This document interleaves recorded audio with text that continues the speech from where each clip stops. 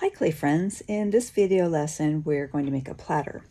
I'm using Oregon white clay. It's a nice versatile clay. It's good for throwing or hand building, and it'll be great for this platter. It also, with a white background, will make some of the decorations pop, and we're going to use a two-color clay decoration on this with some Oregon red. So I've smoothed both sides of the slab. The slab is about 3/8 of an inch. So you can grab yourself a slab and hold up your template. This is the template that we made with the string and the push pin. So get your template and roll out a slab that's 3/8 of an inch. You can use a slab roller or a rolling pin with a couple of slats to get it a nice even 3/8. And then I've smoothed it on both sides to compress the clay on both sides. And I've got it on a board so that I can flip it back and forth without handling it. An important part of building this platter is to handle it as little as possible so that it doesn't warp later, because clay has memory and it's going to remember any handling or lifting that you did. So I've got enough here. So I'm going to rough out a design out of some Oregon red clay, and then later I'll add to that with some things on top of it. I have some really wet Oregon white for the foundation of my platter, and I've got some really wet Oregon red clay, so that I know that these two clays are going to expand and contract the same, and so they stick to each other. So you can use that to decorate. I rolled out some really thin coils here. So, and I'm using the rule of thirds. I wanted my lines running about the 1/3 point here. And then I'm just going to add some polka dots to the smaller, the end that's only 1/3 there. So I'm just tearing off some really wet clay, and I'm making some tiny little dots and spreading those around for some little polka dots later. And then when I'm done with that, I'm going to go over it with the rolling pin.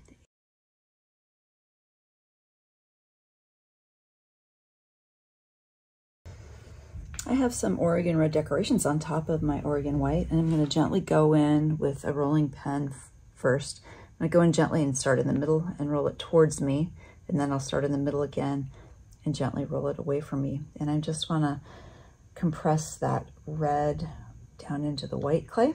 And if you don't have two clays in the same family that are different colors, you can use the same clay and you still, I'm not pressing super hard. So this is going to still leave a really interesting texture. So you can use this method with the same color clay, and you'll just get some nice, interesting textures there. So that's it. That's all I'm going to do for that. Now that I have my texture down, I'm going to go ahead and cut out my platter here. You can see I made just a really gentle mark there, and that was for planning purposes so that I could see where to lay my decorations down. But now I'm going to go ahead and cut out the actual platter.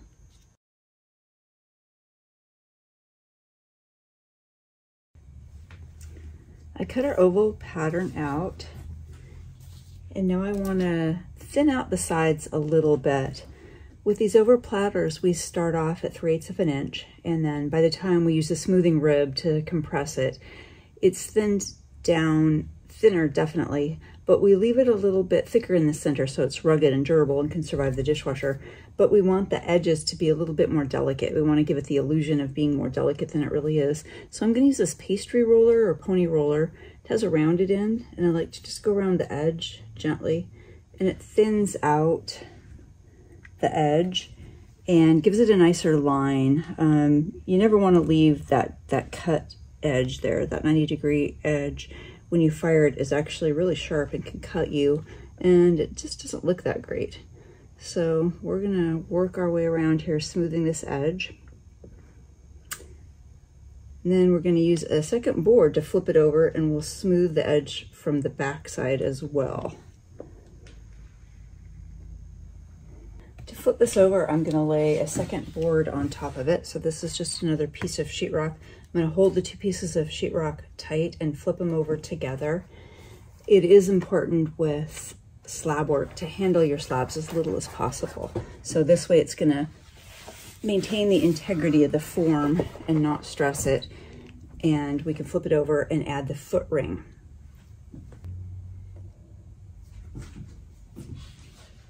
This is the back side of my platter, and I've already smoothed and compressed the back side of the slab. So now I'm just going to use that same pony roller and smooth out and thin out the edges again. I want to refine the edges a little bit.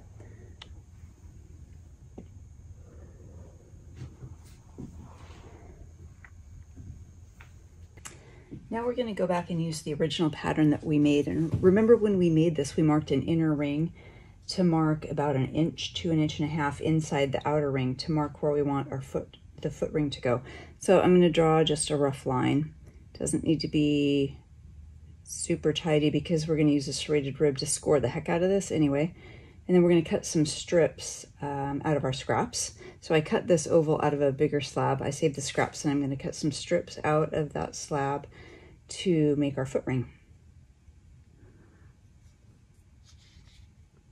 So I'm just taking my serrated rib and dipping it in water, and I'm going over the line that I just made.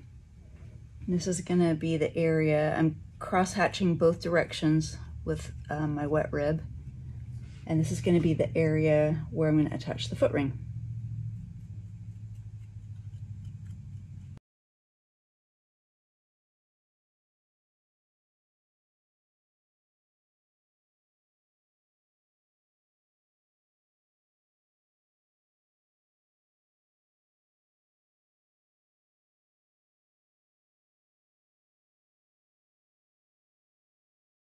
So you can see I've run a thin coil around the inside, and that's going to help secure our foot ring to the platter itself.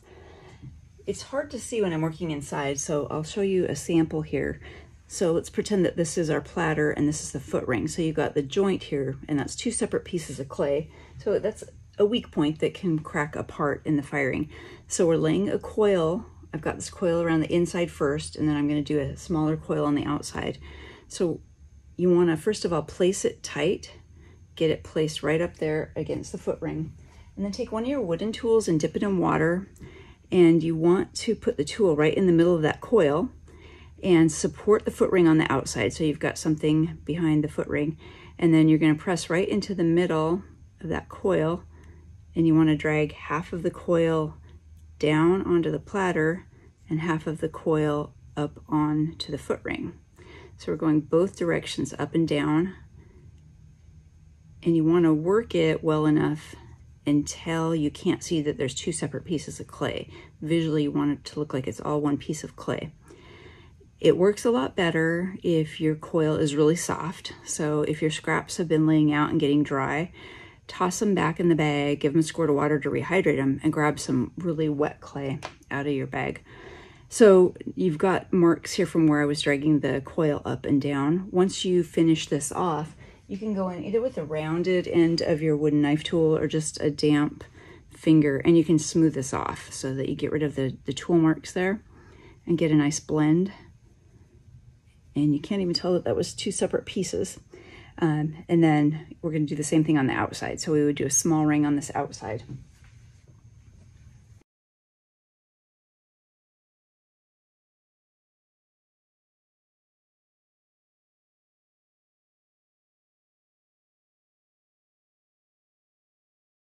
I have the inner coil all blended. Now I'm going to take a very thin coil and blend that around the outer edge.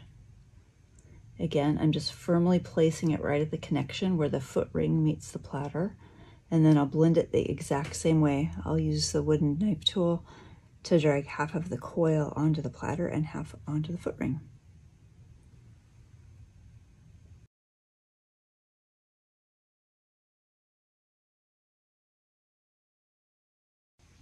I've added a coil on the inside and the outside and run my finger around to smooth that off. Then I want to do one final smoothing with a barely damp sponge. I don't want to introduce too much water at this point, but you can shape your foot ring and smooth it off. Make sure it's nice and smooth so it doesn't scratch your table. I will support this lower part. So I'll support where I just made that connection, but I can gently start to stretch this foot ring out and give it a bit of flair. So you can definitely play around with this and give your foot ring the personality that you want it to have. But again, just don't add too much water. We need this to be fairly firm to flip it over. Also, if you introduce too much water, you wash away all the fine particles and just leave the big groggy particles, and that's actually going to make it more likely to scratch your table. So we want to try to keep the fine particles in place. Once I get it smooth the way I want it and shaped the way I want it, I will go over it with one final smoothing with my red rubber rib. And what that does is it presses all that grog back in. So as I work it, you might be able to see getting some of the bigger particles come to the surface. So you can take that red rubber rib and go around and just compress. And the nice thing, this kind of bends, so you can work your way around and bend that a little bit and make sure that you're compressing all of that grog back down in there. So go ahead and smooth and shape your foot ring any way you like it. And then now is a great time to autograph the middle. And then we'll talk about flipping it over and rounding it out. I've smoothed out my foot ring the way I want it.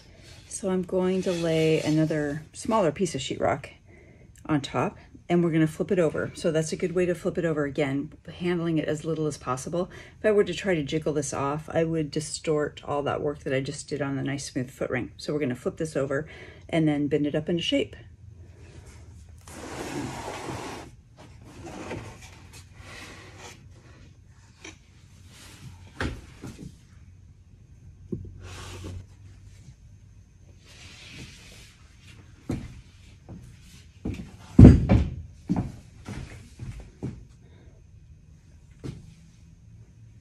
Okay, so we have our platter here, but it's not the shape we want yet. So the whole point of making a nice big foot ring is that now we've got room to shape this. So I like to go in with a barely damp sponge, and we're gonna go around and we're gonna press the center down and lift the sides up.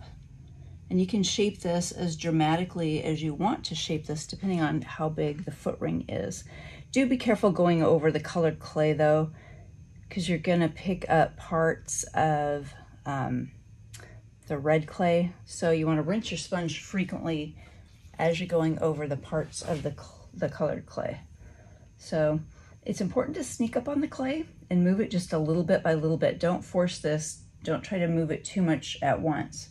So I'm just going all the way around once, and then each time I can start adding a little bit more pressure. Some people do this, they take a sock and fill a sock full of like beans or rice or something and pat it with a sock.